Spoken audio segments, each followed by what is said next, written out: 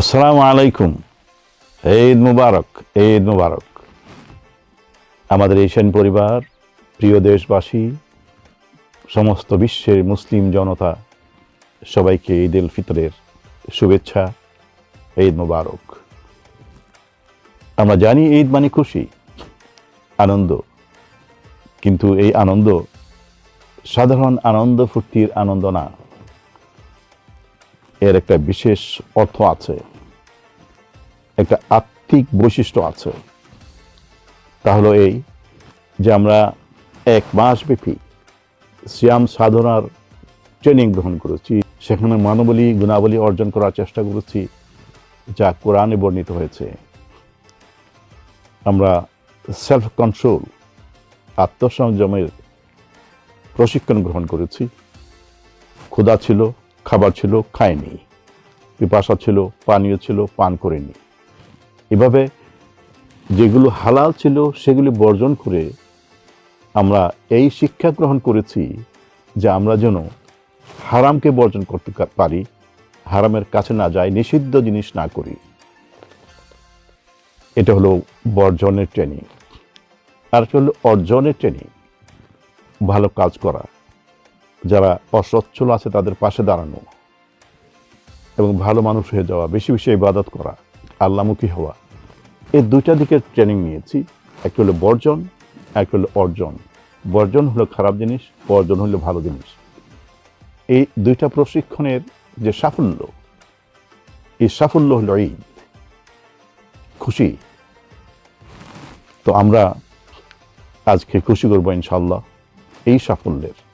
এই সাফল্য মানে হলো এই যে আমরা এই প্রশিক্ষণের কথাগুলোকে, শিক্ষাগুলোকে ধারণ করব, বরণ করব এবং জীবনে প্রতিফলিত করব। এই প্রত্যয় যদি ব্যক্ত করি, তাহলে আজকে আমাদের খুশি সত্যিকার খুশি হবে এবং আমাদের সারা জীবন, সারা বছর, সারা জীবন হয়ে যাবে আনন্দের, খুশির, ঈদময়। চলুন আমরা চেষ্টা করি আমরা যেন এই কোরআনী জীবন আদর্শের শিক্ষাকে আমরা সারা জীবনের জন্য ধারণ করতে পারি, বরণ করতে পারি।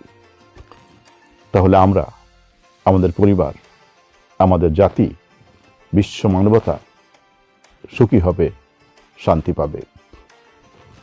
আমাদের এই বাংলাদেশ, প্রিয় বাংলাদেশ, এই বাংলাদেশে সুখ দুঃখ, উত্থান পতন অনেক কিছু আছে, কিন্তু আমরা চাই যে বাংলাদেশে শান্তি ফিরে আসুক। সবাই আমরা মিলেমিশে সুখে শান্তিতে বাস করব। যদি তা চাই, তাহলে এই সিয়াম সাধনার শিক্ষাকে আমাদের গ্রহণ করতে হবে। আমরা শুধু ভালোভাবে অর্জন করব, খারাপগুলিকে বর্জন করব, যারা অসচ্ছল তাদের পাশে দাঁড়াবো। এটা যদি করতে পারি, সহমর্মিতা থাকে, সমবেদনা থাকে, আমরা সংবেদনশীল হই, তখন দেখব আমাদের এই জাতি হয়ে গেছে সুখী, সুন্দর একটা জাতি।